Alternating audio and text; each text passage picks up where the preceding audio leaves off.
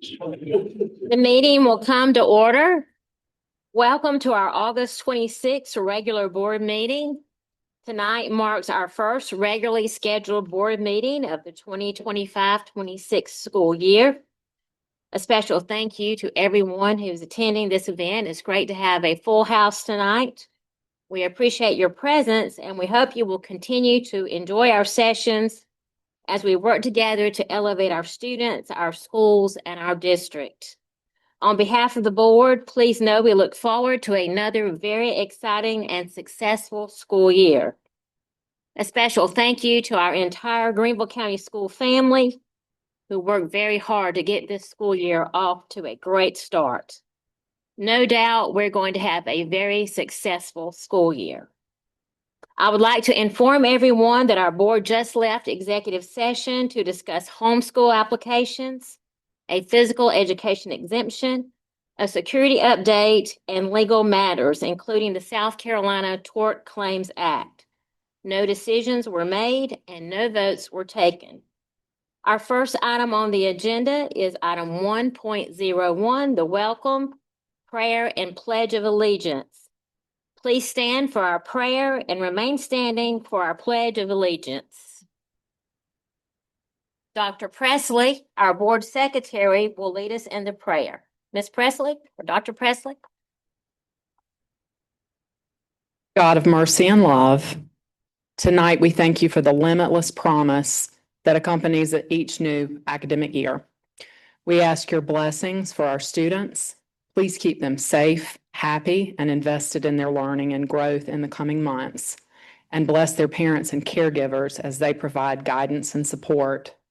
Be with our teachers, our support staff, our administrators, and our trustees, and guide every decision we make to be informed by a singular focus, our children and what is in their best interest. All this we ask in your name. Amen. Thank you, Dr. Mrs. Mosley, our vice chair, would you like to introduce our student guests tonight? Yes, I'm so excited. It's one of my favorite things to do. Tonight, we welcome McLean New to lead us in the Pledge of Allegiance. McLean is an 8th grade student who exemplifies what it means to be a true Northwood Knight, kind, hardworking, and dedicated. A 2-time volleyball team member and 3-time student council officer, she leads with both confidence and compassion. Beyond the classroom, her talent shines in honor band, where her commitment to excellence never wavers. Her teachers and peers alike admire her positivity, leadership, and drive to always give her very best. McLean is accompanied tonight by her parents, Matt and Lindsay New, and her brother, Wells, who is a 6th grader at Northwood, and her principal, Trevor Lee. McLean, please lead us in the pledge. Attention, salute, pledge. I pledge allegiance to the flag of the United States of America and to the republic for which it stands, one nation, under God, indivisible, with liberty and justice for all. Thank you, and you may be seated. And thank you, McLean, again for leading us in the pledge tonight. Thank you for being a difference maker at Northwood Middle School. Our next matter of business is item 2.01 to approve the consent calendar. And the consent calendar includes items 2.01 through 2.03. We have a recommended motion from the administration. Do I have a maker of the motion? A motion to approve the agenda is presented. Wells has made a motion. Ms. Mosley has made a second. Any discussion? Hearing none, all in favor of the motion, say aye. All opposed, no. The motion carries. Our third matter of business is 3.01, the appearance of visitors. Welcome to those who have signed up to speak this evening before the Board of Trustees, and thank you for your interest in Greenville County Schools. We have 6 speakers, and at this time, I would like to ask Ms. Mosley, our vice chair, to read the guidelines that we ask all of our guest speakers to abide by. Thank you. As each speaker's name is called, he or she should proceed to the podium at the end of the board's dais where there is a microphone and light system. Each speaker has up to 3 minutes to speak to the board. The light system will be green for the first 2 minutes and will turn yellow when 1 minute remains on the speaker's allotted time. In keeping with board policy KCA, abusive language or personal attacks aimed at students or staff members will not be permitted. All speakers are expected to behave in an orderly and respectful manner. The board will not engage in discussion with the speaker or respond to comments, and the superintendent will designate a member of the staff to respond to each speaker in an appropriate and timely manner. Thank you so much, Ms. Mosley. Our first speaker is Serbi Gower.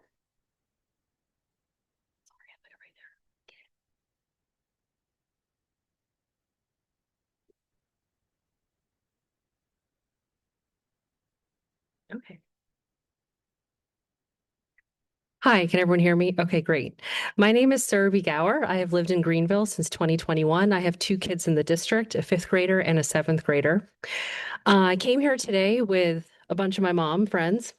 We would like to comment on the district dress code. We're here, we invited our daughters, but you can imagine that it's a little intimidating, but we're here to be their voice. And we wanted to share our thoughts with you, but also their thoughts. In short, as a physician and a parent in this community, I can tell you the current state of affairs is doing more harm to the girls than good. And yes, our rules impact young women disproportionately in comparison to young men in the schools. The girls are fearful to come to school.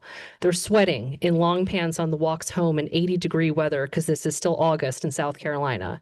And unfortunately, they're becoming inured to adults studying their bodies as well as boys commenting on them freely.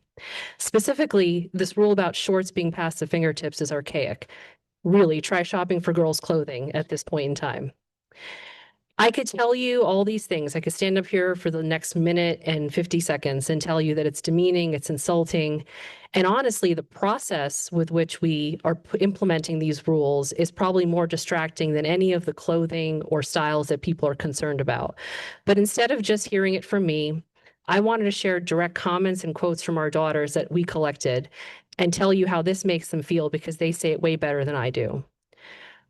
One of our first ones. I walk into the school in the morning. What I'm expected to be thinking about is the upcoming math test. But no, I'm worrying about getting dress coded for the length of my shorts. Do I hold my lunchbox by my side so the teachers and principals can't see my shorts? Should I walk on the other side of my brother to keep from being seen? Is one side of the hall better to walk on than the other so as not to be so visible? These are the things going through my head that shouldn't even be thought of when you walk into a school. School is the place I go to learn, be with friends, have a safe and comfortable environment, not the place to be scared all the time. Just wanting the day to be over, and not because you're hungry or tired, because at home, nobody's going to come up to me and tell me to go change out of something that's completely okay to be wearing in public. The dress code makes me and many other individuals, says another one of our daughters, including many of my friends who are girls, feel uncomfortable because so many older people are paying attention to our bodies.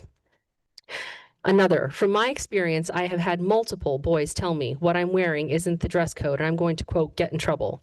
I thought the teachers tell us to come to school to learn. Waking up and worrying about what you're going to wear should not be a weight that sits on a girl's, perhaps bare, shoulders frequently. Our daughters deserve better. Don't make school harder than it needs to be. The message that women's bodies and the decisions they make for themselves are eligible for scrutiny, debate, and punishment is beginning in our public school system. And by the way, my outfit would get me dress coded. And somehow I doubt I threatened anyone's safety by dressing this way or created such a distraction that you couldn't hear my words or form your own thoughts. I thank you for your time. Thank you. Our next speaker is Tim Jones.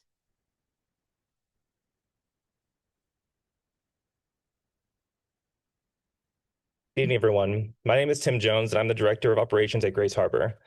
We're a behavioral health organization here in South Carolina and part of NCG Care Network, which serves communities across 5 states, Georgia, South and North Carolina, Virginia, and West Virginia.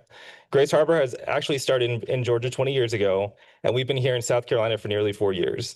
You might have seen our teams in Charleston, Columbia, Myrtle Beach, Florence, and here in Greenville as well.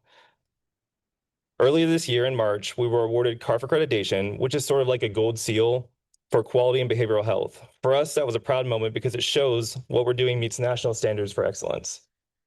Now, why am I here tonight? Really, it's just to introduce who we are and start a conversation about how we can support your schools.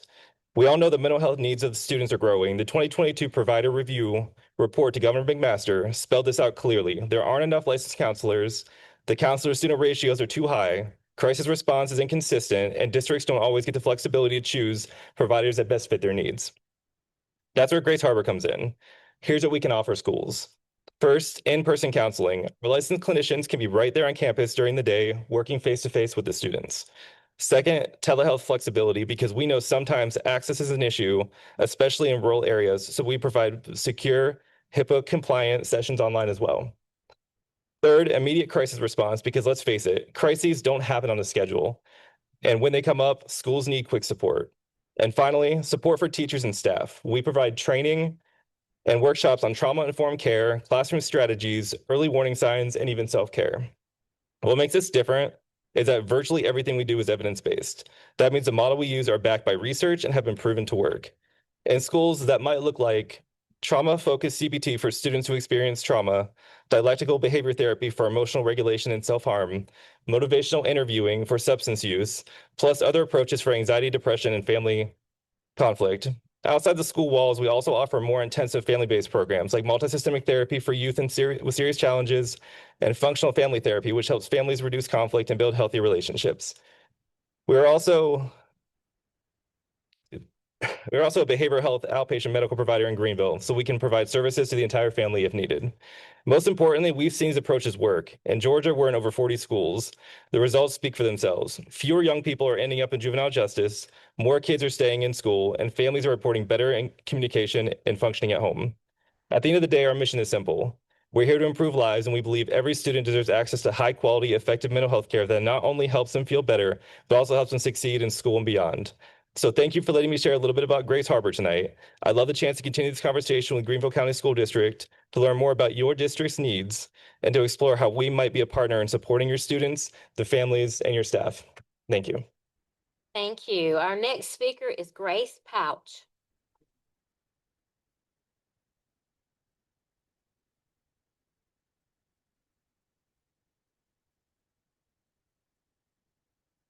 Hey y'all, I have a 10th grader at Greenville High and a 6th grader at Charles Towns. I attended the Safe Social webinar and I listened to your committee of the whole generative AI discussion from the 18th. And frankly, I was shocked at how little rigorous discussion there was about this. And I'm here to request that you give parents more information about the established guidelines and best practices that your position statement mentions, and give us some real evidence to back up these claims that it's safe and enhances education instead of just the marketing copy. The truth is that these tools are not guaranteed to be safe. They're still being tested, and our kids are the lab rats. This is a quote from the Magic AI website. Given the nature of generative artificial intelligence, neither Magic School nor its licensors or suppliers make any representations or warranties concerning any content contained in, generated by, or accessed through the services. Magic School's website says that their system is powered by large language models like OpenAI's GPT-4o, Anthropic's Claude, and Google's Gemini. My understanding is that it would be a teacher's responsibility to monitor and fence what the chatbots introduce, but the system running behind the curtain, the chat algorithm, and I understand not all of us are really into this, but I am, and it is just a giant summary of the internet. It's a large language model. It's full of junk, everything from prison records to copyrighted books. That's why it's currently being investigated, these big tech companies, for copyright and privacy violations and sued for endangering users. And it says crazy stuff, and it can't be controlled even by its developers. So the bottom line is that Magic AI has done a great job of trying to buffer that and try to soften it all for the kids, but you cannot put enough boundaries on something on the interface side of it to compensate for the rotten core of it. And there are about 1 billion disclaimers, couldn't even print them out from the website of Magic AI that make that evident. The speaker at your August 18th meeting said kids these days are just so trained on instant gratification by their devices that we have to use AI in classrooms in order to play to their strengths. That is the very definition of playing to weaknesses. And I don't want to see my kids and this generation lose even more human collaboration and effortful education in order to make this get on the bus with this. In June, an MIT study showed that the more time a person spends interacting with a chatbot, the lower their brain activity was and the lonelier they felt. Researchers used EEG to record writers' brain activity and found that ChatGPT users consistently underperformed at linguistic and behavioral levels. So, Thank you. Our next speaker is Chelsea Troutman.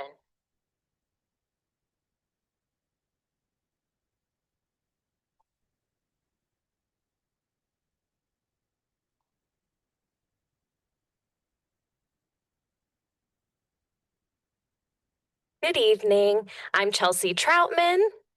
And I'm Lindsay Zika. And we are the co-chairs of Greenville County Schools Teacher Forum this year. Teacher Forum is made up of current and former teachers of the year. Our mission is to promote the improvement of education for the students of Greenville County Schools by supporting and empowering educators in the 3 professional areas of advocacy, leadership, and service. Will all Teacher Forum members in attendance tonight please stand?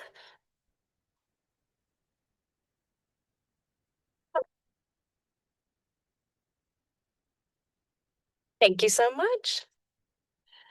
To stay up to date with the excellent work that Teacher Forum is doing, please follow us on Instagram at GVL Teacher Forum. That is at GVL Teacher Forum.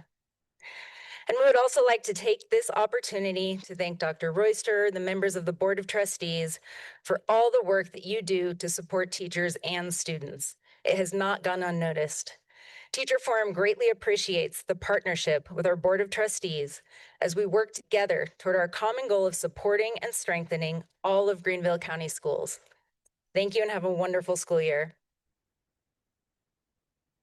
Thank you. Our next speaker is Jay Harris.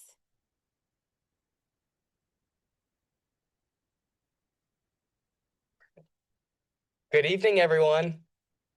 My name is Jay Harris, and I'm honored to serve on the Future Teachers Academy Leadership Board here in Greenville County. I'm a student at Children's Trust High School, and after graduation, I plan to attend Furman University to pursue my degree in music education.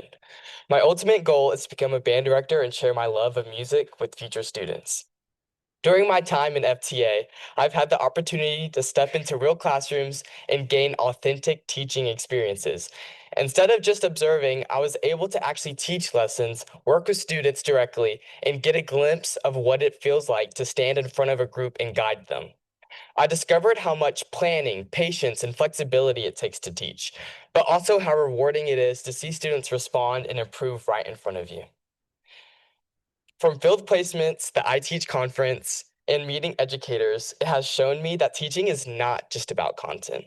It's about making connections, building trust, and creating an environment where students can thrive. One of the biggest lessons I've learned is that you have to truly love what you do, because students will always reflect that energy.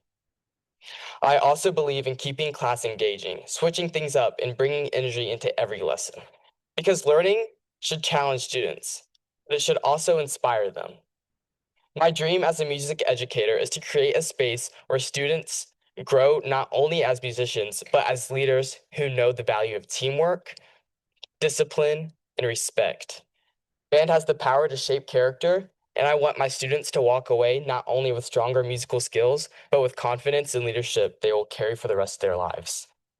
I also want to take a moment to thank the students who have inspired me, my past band directors, Miss Lee, Miss Campbell, and Mr. Thornton. Showed me not only the passion behind music, but also the power of connection and dedication. And I'd like to thank Miss Uminski, my FTA teacher, for sorry, guys. Okay, who has guided me, answered every one of my many questions. Trust me, I've asked a lot. And served as a mentor to me. Thank you so much for giving me the chance to speak tonight. I'm incredibly excited about being a future educator, and I hope to one day serve as both a teacher and a leader right here in Greenville County Schools. Thank you. Our last speaker is Candace Gaines. cadence gains.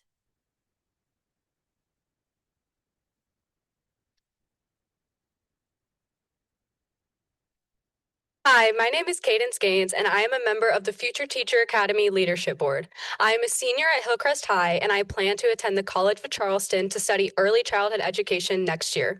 I hope to teach at the elementary level, specifically grades K through 3, and eventually move into educational administration later on in my career. During my time in Greenville County's Future Teacher Academy, I have had the privilege of uncovering and strengthening my passion for education. This program has allowed me to earn college credit towards my degree, observe outstanding educators, and work directly in the classroom through field experience. These opportunities have given me a deeper appreciation for the teaching profession and have shown me the skills it takes to lead a classroom with integrity and grace. But more than anything, the Future Teacher Academy has given me confidence in my calling and has confirmed that a career in education is worthwhile. I want to thank you for allowing me here to speak tonight, and I look forward to my future as an educator and leader here in Greenville County Schools. Thank you.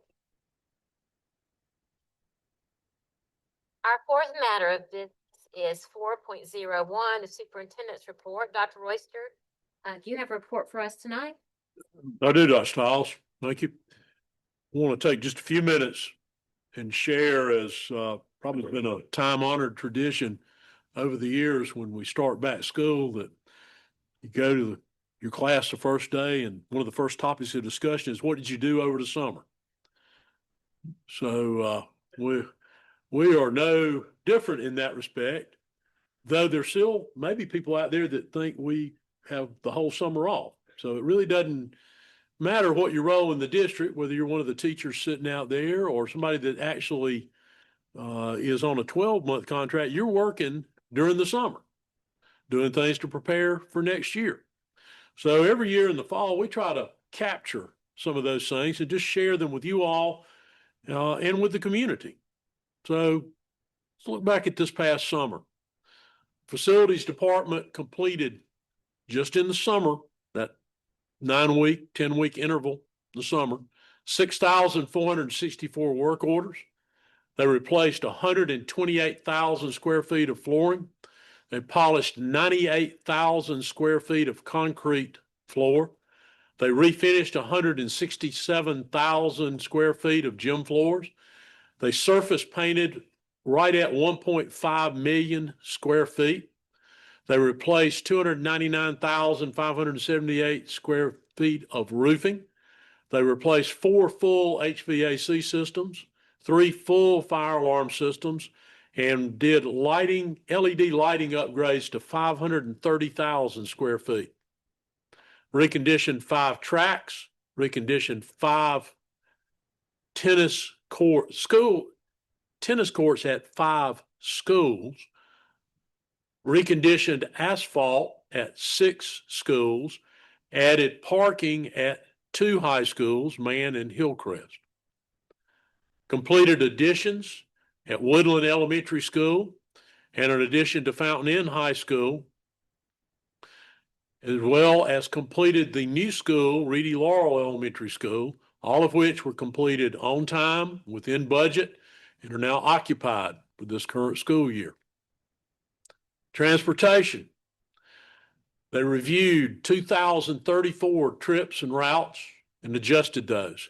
Made over 30,000 calls to parents to inform them of bus stop locations and times. Routed 32,017 students for transportation. 650 transportation employees received adverse childhood experiences training.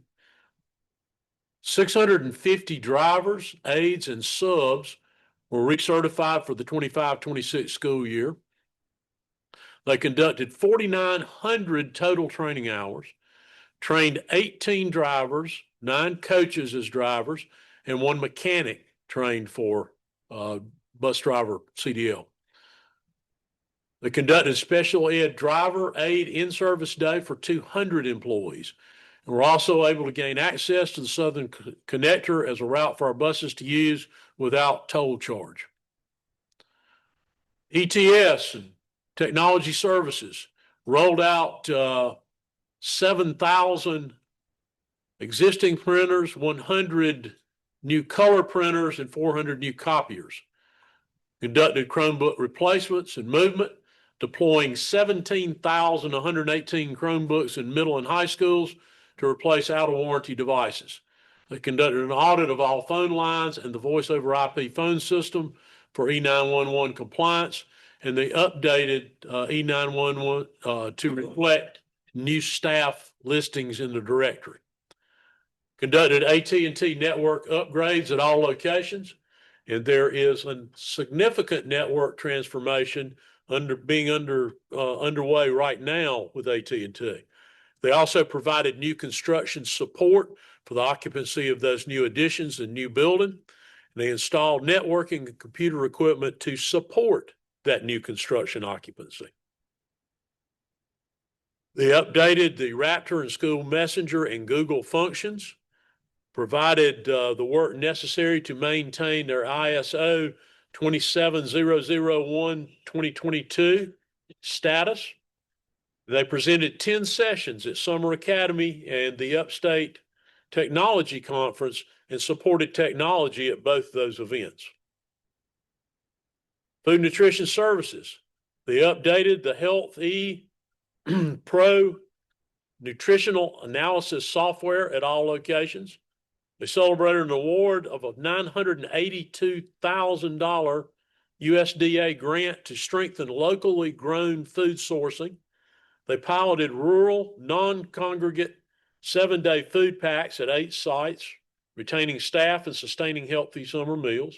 Provided on-site meal service at 40 schools, serving 53,992 breakfasts and 106,836 lunches over the summer months. In human resources, they onboarded 68 teachers, skipped a little ahead of myself. They processed 815 new hires, 1,034 transfers, conducted 41 orientation sessions for new employees, held 4 summer job fairs with 331 attendees. They processed pay changes, conducted international teacher orientation for 12 teachers, onboarded 68 gate teachers, provided new secretary training for 16, conducted secretary training for existing secretaries for 70 attendees, did Smart Find administrator training in 4 different sessions. They provided summer substitute video training presentation and provided civil treatment for leaders, situational leadership, and EAP training for employees. In finance, they initiated 5,491 teacher supply checks, conducted 646 benefit retirement enrollments for new staff, processed 149 benefit transfers, and processed 152 employee retirement initiations. They loaded 30,233 accounts in special revenue and general fund with the FY25 budget numbers. They also did the calculation for the new hourly rates for 28 salary schedules involving 5,440 physicians. In academics, they led curriculum revision for all content areas, grade levels, media services, and school counseling. They led 118 teachers in updating the power standards for all content areas, coordinated Summer Academy and Upstate Technology Conference, directly presenting 645 hours of professional learning. Delivered 1,390 hours of professional learning in addition to Summer Academy and UTC. Updated all curricula and teacher resources on the GCS landing pages. Prepared all instructional coaches for new ELA and math curricula. Supported reading acceleration programs in 18 elementary schools. Supported summer school programming at 7 middle schools and 15 high schools. Conducted mental health leadership team onboarding for 41 mental health counselors. Within professional learning, in addition to the report you received at the Committee of the Whole, They prepared 68 new GATE teachers, conducted seminars for 60 individuals that are in GATE Year 2, trained 114 new teacher mentors, and trained teachers and administrators to observe, evaluate teachers. We're 77 trained to do that. Conducted preparation for new principal mentors with 9 individuals. New AP mentors were prepared, 20 individuals prepared for that task. It conducted strengths-based leadership for 6 leadership individuals and 7 faculty. Cohort development of Lead 40, principal induction of 9, and Executive Leader Institute of 8. In safety and security, we added 1 Evolve Express system and 2 Evolve Expedite systems to conduct school induction and random searches, bringing our total number of Evolve systems to 9. 73 teachers and administrators were trained in active shooter scenarios, partnered with the Greenville County Sheriff's Office. 140 district emergency response team members participated in dirt reunification training. Completed the Vigilon camera system upgrade and are at 50% completion of a Vigilon video doorbell upgrade to front offices. The Raptor badge alert system was installed throughout school and district locations, providing facility-wide coverage through the Bluetooth network. 9,500 of those Raptor badges were programmed and distributed to school location employees, with rollout continuing so that by later this fall, all employees, district and school level, will have those badges on their person during the school day. SLED Security Guard Initiative, the passage in the legislature of S-269, we were able to obtain the SLED security license, becoming the first school district to be licensed in South Carolina, which allows our employees within security to attain SLED Security Guard certification, resulting in those employees being commissioned as armed security officers by the state of South Carolina. That was done through a process of an enhanced training program in cooperation with the Greenville County Sheriff's Office, which is well above the standard required by the State Law Enforcement Division for such purposes. One of the last things we do is we bring a close to the summer. We bring principals and department leaders together with the Superintendent's Leadership Summit. This year, our message was to make certain that we are broadening perspective and building leadership capacity, that we want to develop leaders who share ownership of the mission, that we invest our time and focus to high-value activity, that we're multiplying our impact and maximizing our results. We want our folks to lead the way, to connect in a culture of trust and shared responsibility, to invest to further the talent in place, develop the talent yet tapped, and empower leadership through personalized challenges and support. That we did in preparation for what we began now just a little over 2 weeks ago. Thank you, Dr. Stiles. Thank you, Dr. Royster. That was most impressive. And I would just like to say to all of our staff on behalf of the board that we certainly do appreciate everything that you do, all your efforts to make our school district the best and to lead the way. Thank you so very much. Our next matter of business is 5.01 innovative and honor course approvals. We have a recommendation from the Committee of the Whole to approve the local board course as presented. This motion does not require a second. Any discussion? Hearing none, all in favor of the motion say aye. Aye. All opposed, no. The motion carries. Our next action item is 5.02, lease agreement renewal with Share Head Start. We have a recommended motion from the Committee of the Whole to approve the proposed lease agreement with Share Head Start. This motion does not require a second. Any discussion? Hearing none, all in favor of the motion say aye. Aye. All opposed, no. Motion carries. Our third action item is 5.03, physical education exemption. We have a recommended motion from the administration. I need a maker of the motion. Madam Chair, Yes, Ms. Mosley? I'd like to recommend that we approve the physical education exemption for one student at Malden Middle School. Ms. Mosley has made a motion. Do I have a second? We have a second from Ms. Leventis Wells. Any discussion? Hearing none, all in favor of the motion say aye. Aye. All opposed, no. The motion carries. Our final action item is 5.04 MBE utilization plan. We have a recommended motion from the administration. Do I have a maker of the motion?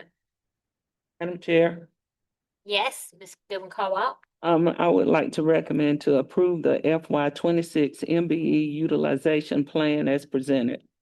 Thank you. Ms. Caldwell has made a motion. Do I have a second? We have a second from Ms. Morrison Fair. Any discussion? Hearing none, all in favor of the motion say aye. Aye. All opposed, no. The motion carries. Our sixth matter of business is for information only and includes the internal audit report package. Are there any questions regarding any of this report? Mr. Cochran. Thank you.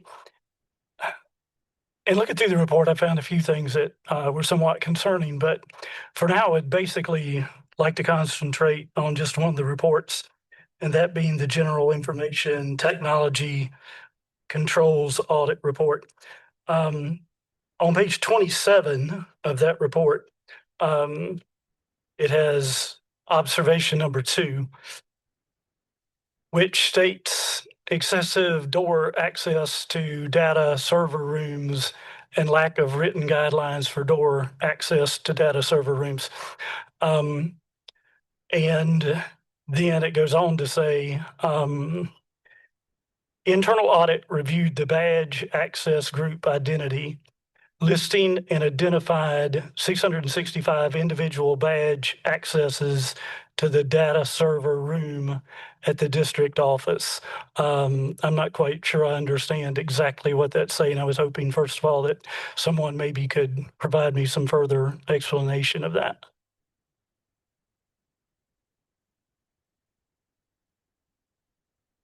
Hi, I'm Anita Jeter, Director of Internal Audit.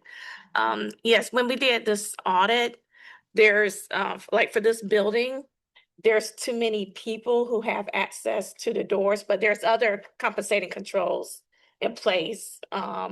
We have video cameras, we have people challenging people if they don't, work here. So if I understand this correctly, then currently, then we have basically at the district office 665, or at least at the time this report was put out about a year ago, that we had at that point 665 different employees that potentially would have had access. Is that what that's saying? Right, to the data access, the data room, server room, pretty much. Thanks. And the second. Yeah, let me, if I might speak to that for a minute, that access point will be reprogrammed to only the ETS personnel and the district administration that should have access to it. I think what happened is it somehow was programmed to the same number of card holders that would have access to the external door programs. But it also would record anyone that went in that room. Okay, so approximately how many people would that change it from? I don't know. I'd have to ask 65? around how many people in ETS would need access to it. In this building, it would likely be limited to about 4 people. But there would be technicians at ETS that would need access to it. And all of those responses within that particular observation are scheduled to be in place on or before 31 October 25. Do have a follow-up process and internal audit to follow up on every audit observation, making sure that they have completed that action item. So we haven't followed up yet. It's not due yet. Okay.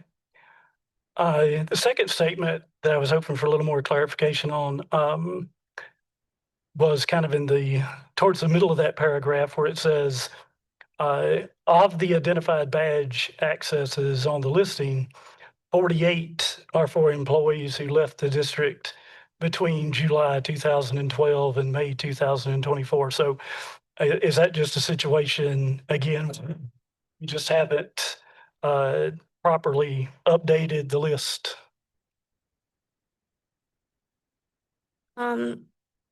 Well, what I can say is we haven't done this audit before I just started a year and a half ago. So this is what we looked at, and looking at it, yeah, we found people who left the district, but they still have access. But again, it should not work because the procedure should be that they destroy the card.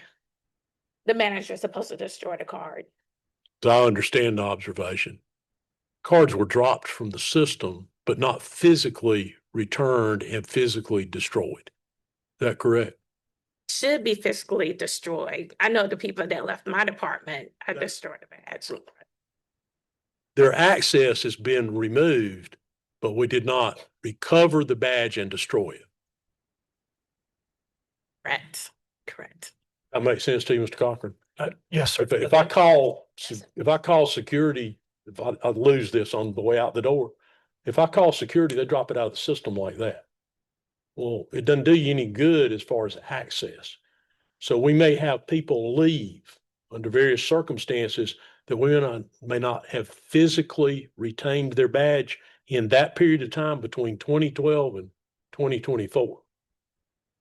Ideally, you physically get it, then you cut it up, but it won't access anything when they're terminated on the payroll, or if you report your badge lost or stolen, they're removed from the system. So they don't have access. And obviously those 48 names, I'm sure, probably have already been eliminated by now off the list.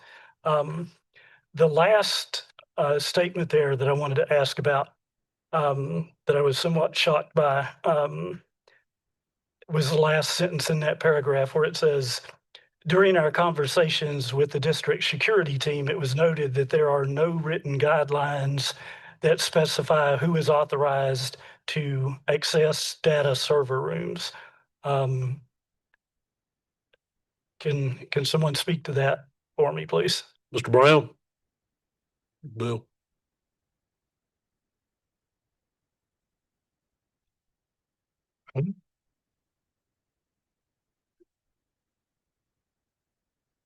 I didn't see the green light.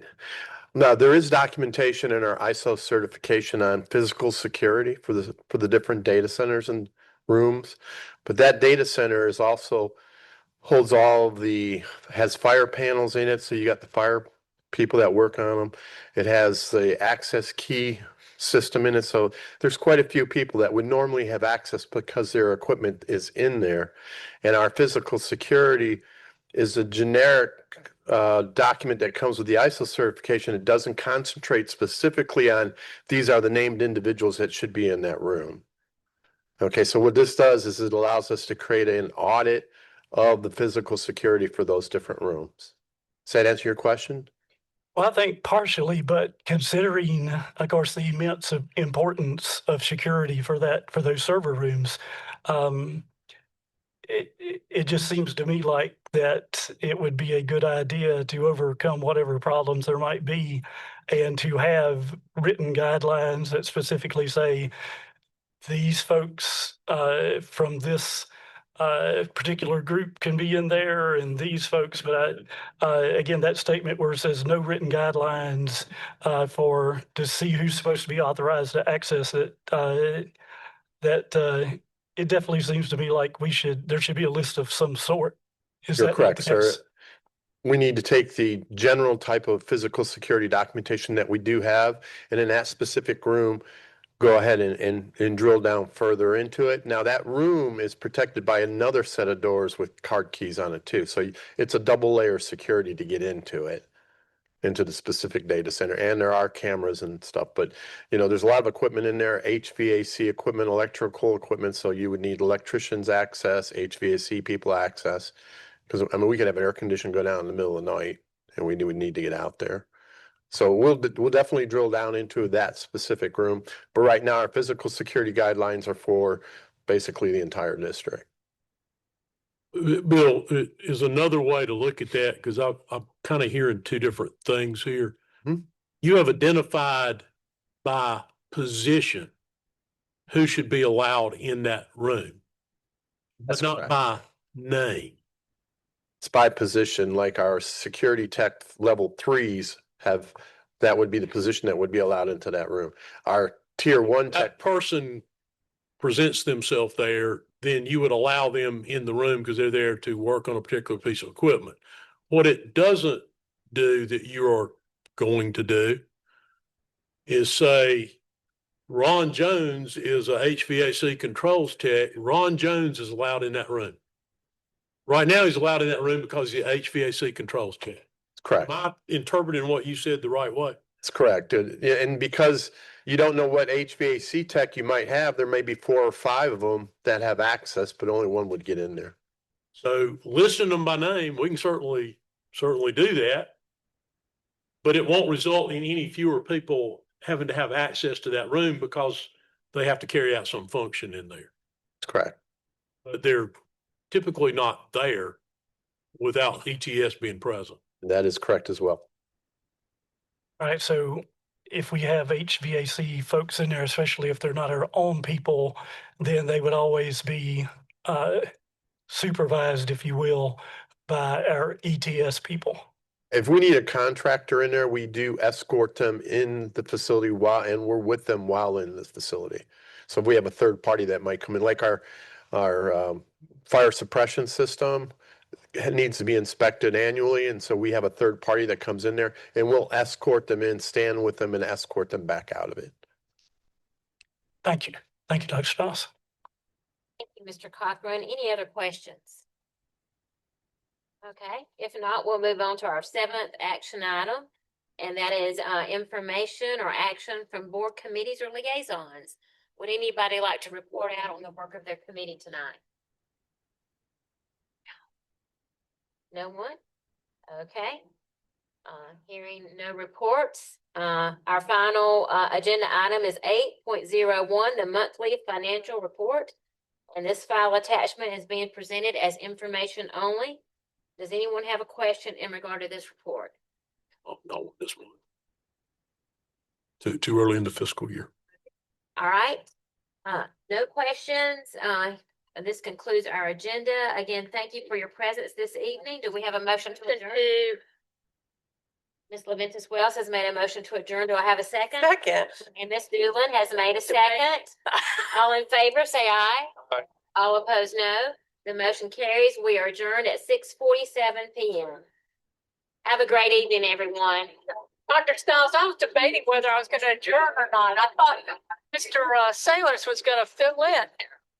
The less I talk, the better. I think I did. What'd you say? The less I talk right now, the better. Coffee too much. Okay, so. I introduced him at the beginning. I'm messed up. No, I'm introducing next to it. I didn't do that to him. Yeah, and I'll tell him, I say, I didn't think about it, but Scott told me that you were to be in it. Guy that's 20 times because artificial.